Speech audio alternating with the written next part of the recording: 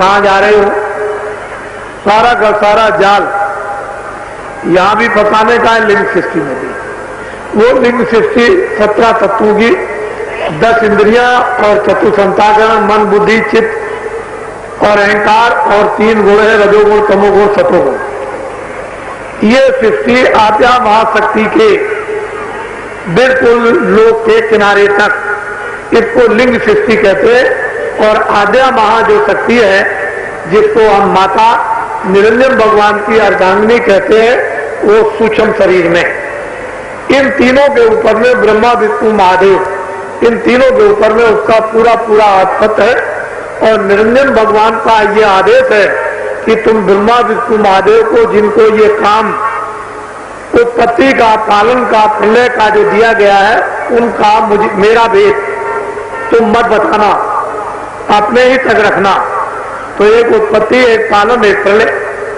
ब्रह्मा उत्पत्ति करते हैं, विष्णु पालन करते हैं, शिव प्रलय कर देते हैं। इन तीनों को काम दिया गया और इनकी एक अवस्था है अपने अपने मुकाम पर बैठ करके काम करने की।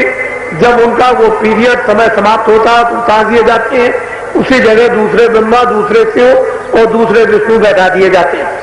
वो स्थान बरकरार ब्रह्मा विष्णु का रहेगा, वो बदलता नहीं है, लेकिन ये उनकी एक अवध है।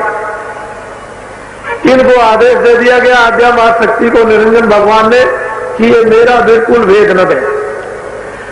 अब लिंग सृष्टि में सुगंधी का हार है, वहां दूसरा कोई भी हार और चीजों का नहीं। इसके ऊपर में अगर साधक ध्यान करके या भजन करके ऊपर में जाएगा तो लिंग सृष्टि के पर्दे को उतार देगा, और सूक्ष्म सिद्धि में जब प्रवेश होगा तो आद्या महाशक्ति का रास्ते में ही मिलन होता, दर्शन। कोई बचने अचने वाला नहीं है, जो एक रास्ते पे जाएगा सबका दर्शन, ब्रह्मा का भी, विष्णु का भी, शिव का भी। अब ये किसी को देखने वाले को ही मालूम है कि ब्रह्मा कहां है, विष्णु कहां है, शिव कहां है, किस रूप में ब्रह्मा है, किस रूप में शिव है, किस रूप में विष्णु है, किस रूप में आद्या महाशक्ति है, किस रूप में निरंजन भगवान है। जब सूक्ष्म शरीर में जाएगा तो वहां जाकर वो 9 तत्वों का शरीर है, शब्द स्पर्श रस रूप रसगन और मन बुद्धि चित्त अहंकार। ये 9 तत्वों के सूक्ष्म शरीर में जब सूरज प्रवेश होगी तो ना अनाज, ना दूध घी और ना कपड़े, ना उधर सुगंधी।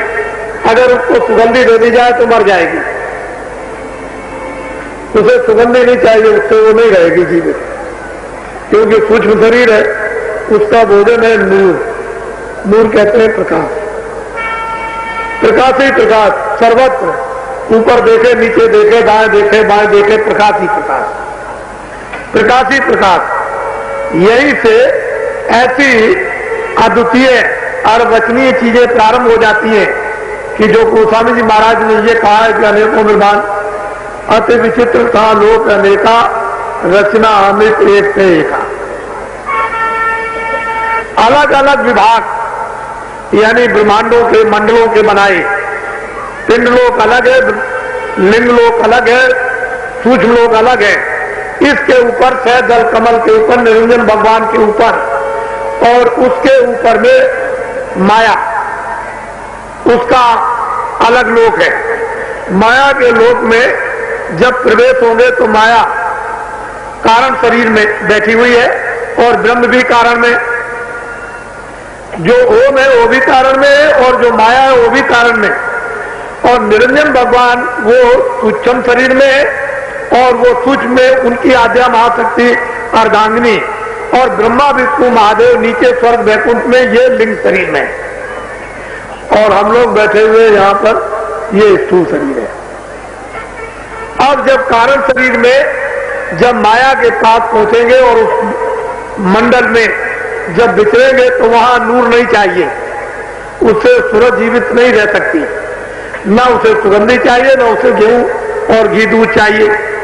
तो वहां किससे जीवित रहेगी? शब्द से, आवाज से, साउंड से। वो नहीं मिलेगी तो ये जीवित नहीं रह सकती। क्यों? कि कारण शरीर में उसका यही भोजन है, और कारण शरीर शब्द स्पर्श रूप रसगंध और मन बुद्धि चित्त अहंकार खत्म हो गया। वो 17 तत्वों